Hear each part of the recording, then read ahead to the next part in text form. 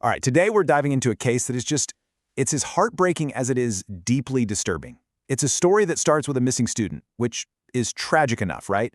But it quickly spirals into this dark, tangled web of psychological manipulation, total financial ruin, and ultimately, a really cold-blooded murder. So, let's get right into it.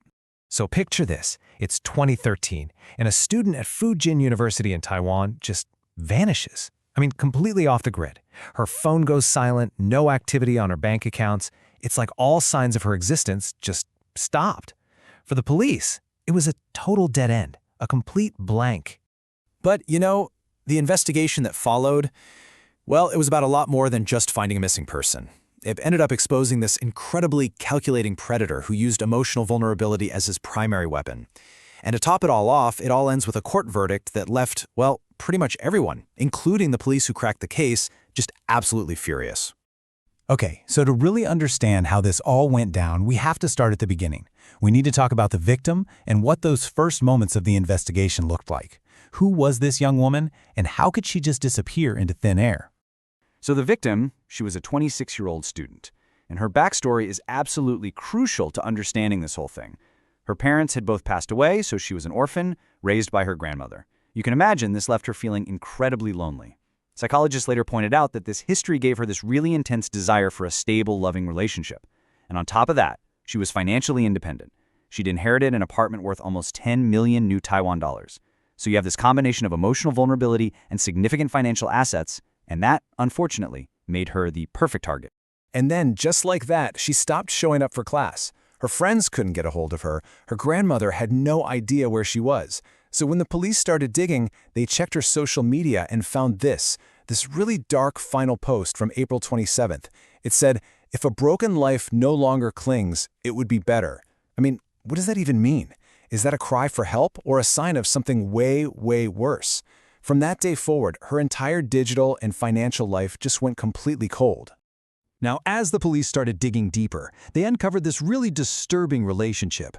See, the student hadn't just run away. No, she'd been lured into this meticulously crafted trap, set by an absolute master manipulator. And you know what's so wild is how simple the path to danger really was. It all started with heartbreak.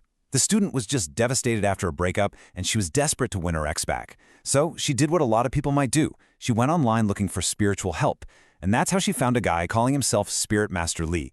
He tells her, yeah, I can help you, I can do a ritual, but first you need his address. And wouldn't you know it, he knew just the guy for the job, a private investigator named Wen-jin. Okay, so this is where we have to talk about something called PUA, or pickup artist tactics. Because Wang, he wasn't just a PI, he was an expert at psychological manipulation. And PUA, it's not about being charming or suave, no, it's this cold, calculated strategy to get control over someone by exploiting their deepest insecurities, their emotional needs, everything this student unfortunately had in spades. So let's just break down his method, because it's chilling. First, he starts with these bogus rituals. Scribbling on her body with calligraphy brushes to seem all mystical and to build her trust. Then, it gets so much darker. He drugged her, he sexually assaulted her, and he filmed the entire horrific thing. That video, that became his ultimate weapon.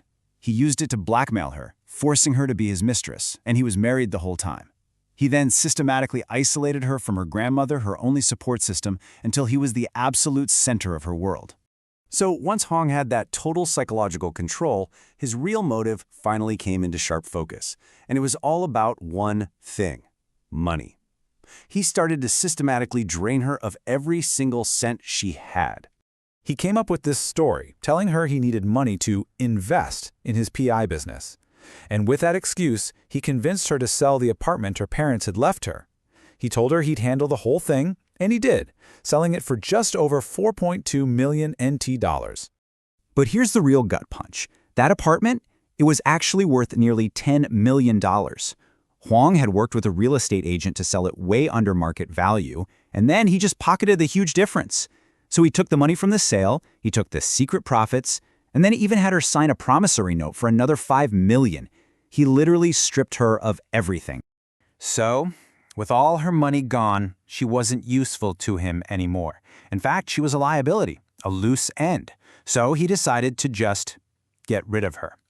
He hired an accomplice, a guy named Chin Kung-chi, and they cooked up this final, fatal plan. He sold her one last lie. He told her he'd set up this powerful spiritual ceremony down in southern Taiwan, one that would finally bring her ex-boyfriend back to her. All she had to do was show up.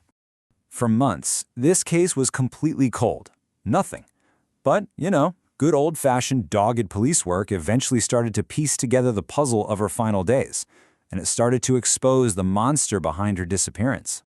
Okay, so the first big break came from a burner phone, one that was used to contact her on the very day she vanished. The police traced its activation signal, and it pinged in the same neighborhood where Huang lived. Well, that led them straight to the accomplice, Shay, who caved pretty quickly. He confessed the whole story. He picked her up, gave her a drink with sedatives that he called purifying water, and then delivered her unconscious body to Huang. But the nail in the coffin? That was a USB drive they found. On it were the sickening videos of his assaults. Faced with that evidence, and claiming he was being haunted by her ghost, Huang finally confessed, a full year after the murder, and led police to where he'd buried her. And I mean, you have to understand the emotional toll this case took, even on veteran detectives. The lead investigator, a guy you'd think has seen it all, he actually broke down and cried during an interview after it was all over. He just said her story was so pitiful, an orphan, totally alone in the world. He felt like if the police didn't fight for her, then who would? So, you've got a confession. You've got video evidence. You've got the body. This should be an open and shut case, right? Well, this is where the story takes another unbelievable turn.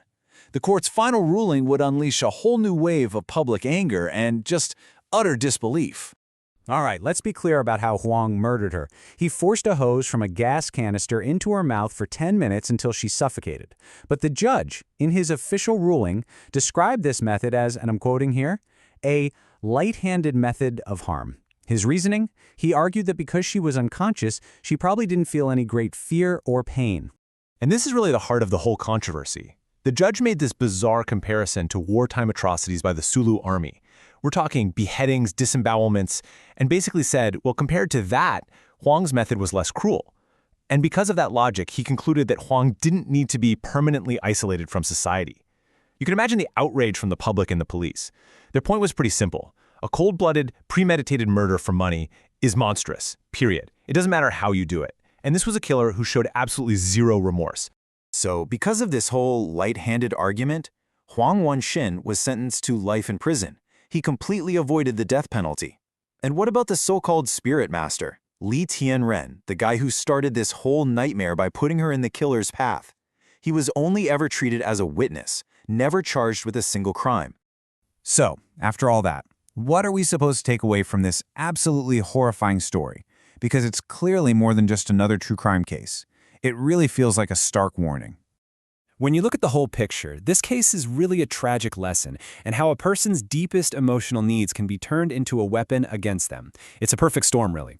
It shows how predators are actively looking for lonely, isolated people, and it raises some really tough questions about a justice system where the logic behind a verdict can feel so completely disconnected from the brutal reality of the crime itself. And all of this really leaves us with one final, very difficult question. She was targeted, fundamentally, because she was alone. So in a world where so many people feel isolated and disconnected, how do we protect the lonely? How do we build the kind of support systems that can actually shield the most vulnerable people from the predators who are out there right now hunting for them?